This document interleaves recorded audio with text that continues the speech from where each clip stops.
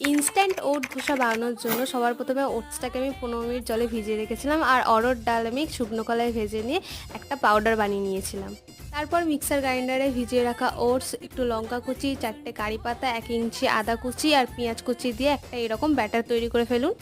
এবার এতে দিয়ে দিন 4 চামচ অড়হর ডালের পাউডার, দিয়ে বেশ ভালো করে মিক্স করতে থাকুন যতক্ষণ না এইরকম থিকনেসের একটা ব্যাটার তৈরি হচ্ছে।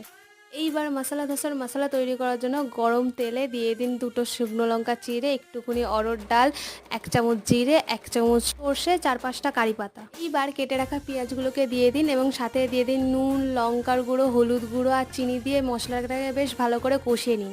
এবার স্ম্যাশ করে রাখা সিদ্ধ আলুটা কড়াইতে দিয়ে ভালো করে নেড়ে চেড়ে নিন যতক্ষণ না পুরো আলুটাতে মশলাগুলো ঢুকছে।